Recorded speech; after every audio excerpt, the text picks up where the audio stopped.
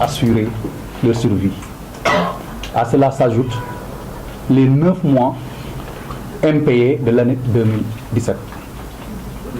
Il faut également noter la lancinante question des bourses de la Fondation Sonatel, qui subissent toute forme d'injustice et d'humiliation parce que réclamant juste leurs arriérés de paiement. Rien des accords signés n'a été respecté. Et pire encore, il n'existe aucun espace de dialogue entre eux et la dite structure. Il est fondamental de rappeler que la disponibilité d'une bourse, d'une ressource humaine de qualité est gage d'un système de santé performant. Donc, nul doute, ne pas prioriser la formation des médecins en spécialisation est une autre manière de dire que la santé des Sénégalais n'est pas une priorité. On continuera malheureusement à crier partout pour dire qu'il n'y a pas de pédiatre, de cardiologue, de chirurgien ou de gynécologue sans poser des actes concrets pour y remédier. Malgré ces aberrations, on se lance dans des programmes comme la CMU, sans former des pédiatres, de gratuité des césariennes, sans former des gynécologues, ou de plan Sésame, sans former des gériatres. Paradoxalement, aussi, on inaugure un service d'accueil des urgences à Kaolack avec un seul orthopédiste traumatologue pour toute la région du Sine Saloum.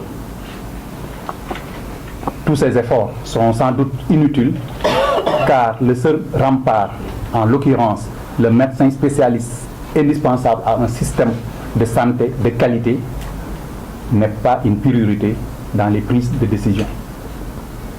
Mesdames, Mesdemoiselles et Messieurs, étant dos au mur et après avoir épuisé toutes nos démarches diplomatiques, en écrivant toutes les institutions concernées de notre pays, nous voilà aujourd'hui prêts à mettre en exécution notre plan d'action.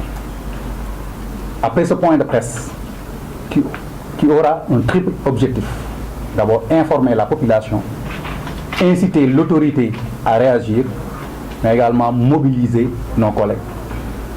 Nous passerons à la vitesse supérieure avec un sitting ce vendredi au niveau du ministère de la Santé et de l'Action sociale, des séries de marches durant la semaine prochaine avec arrêt de toutes les activités hospitalières.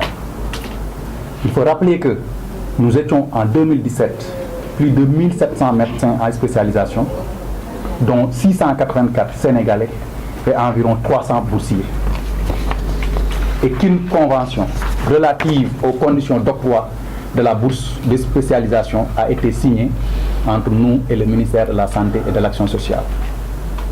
Nous appelons ainsi de plus de sérieux et de responsabilité de la part de tous les acteurs afin de corriger ces fautes élémentaires répétées année après année, toujours au détriment du médecin à spécialisation.